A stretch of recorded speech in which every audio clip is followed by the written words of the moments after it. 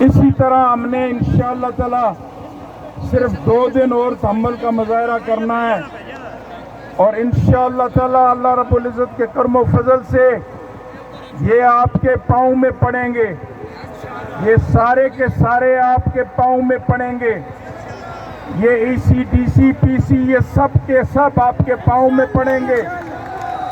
یہ جو I S I کا جو کتا آ کے یہاں پہ بیٹھا ہوا ہے یہ بھی آپ کے پاؤں میں پڑے گا۔ ان کا صرف ایک ہی مقصد ہے کہ یہ آپ کو ورگلانا چاہتے ہیں، آپ کو یہ چاہتے ہیں کہ آپ بھی ان کا جواب دو تاکہ یہ ہماری تحریک ختم ہو جائے۔ ہم نے صبر اور تحمل کا مظاہرہ کرنا ہے، انشاءاللہ تعالی جیت آپ کی ہے۔ کیوں جیت آپ کی ہے؟ یہ آپ کے حقوق کی جنگ ہے، آپ اپنی نسلوں کے لیے نکلے ہوئے ہو۔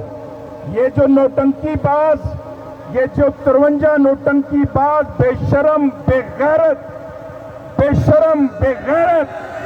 جن میں سب سے بڑا بے غیرت سردار عتیق، جن میں سب سے بڑا بے غیرت مجید راجہ مجید، جن میں سب سے بڑا بے غیرت آئی ایس آئی کا دلہ یہاں پہ جو آ کے بیٹھا ہوا بریگیڈیئر، یہ سارے کے سارے بے شرم اور بے غیرت نوٹنکی باز آپ کے ووٹ لے کے، آپ کی آواز کو لے کے یہ اسمبلیوں میں بیٹھے۔